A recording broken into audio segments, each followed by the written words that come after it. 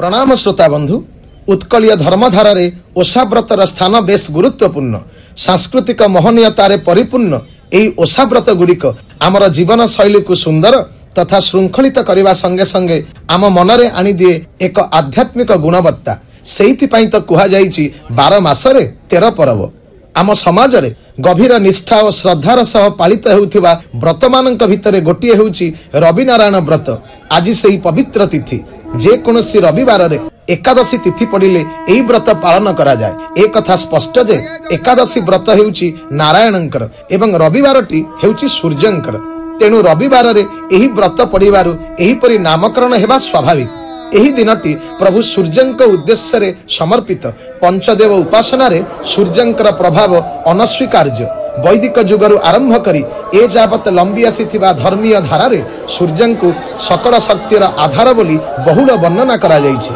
तेणु एही दिन सूर्यंकर विपुल विभूतिर प्रशस्ति गान करिबा सह तांकर आशीर्वाद लाभ निमित्त व्रती माने एहाकु व्रत बा संकल्प मने करी पालन करंती। रविनारायण व्रतरे कथा आसे एकदा वेदपति ब्रह्मा स्वर्गरे बसिथिबा देवसभारे धर्मशास्त्र देखि विभिन्न व्रतर महिमा विषय रे वर्णना करुथिले। देवता माने निज निज इच्छा रे गोटिए गोटिए व्रत बाछि नेले।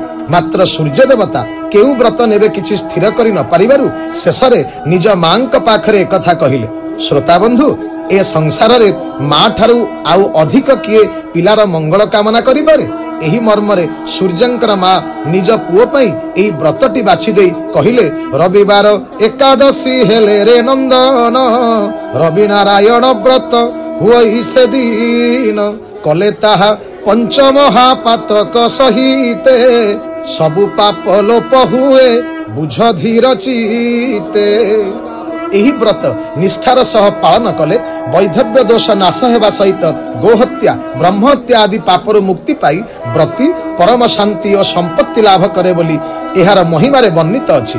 अन्यान्य व्रतमानक परि एही दिन व्रतधारिणी माने शुद्धपूत होई 7 प्रकार फूल 7 प्रकार फल 7 खिय सूता 7 नाड़ दुब 7टी बरकोली पत्र 7टी अक्षत और नैवेद्य पाई 7टी मंडा पिठा को प्रस्तुत रखी सूर्य को पूजा करती।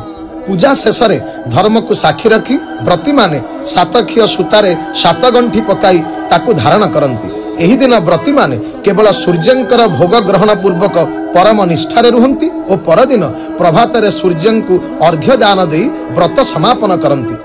परम भक्तिमती अमरी कुंभारुणी एही व्रत पालन करी सूर्यंकर कृपारु जने साधव कन्यार वैधव्य को दूर करिथिबा कथा रविनारायण व्रतरु मिले। एबे आसंतु विचार करिबा ए व्रतर मौलिक दर्शन और विचारधारा।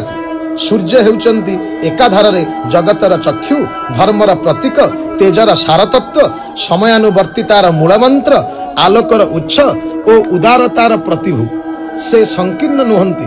राजा ठारू रंक जाए मानव ठारू पशु पक्षी वृक्षलता जाए समस्ते तांकर अजाचित आलोक दान रे परिवर्धित। सेइथिपाई तो महाभारत रे सूर्यपुत्र कर्णंक ठारे एही दिव्य गुण देखिबा को मिले।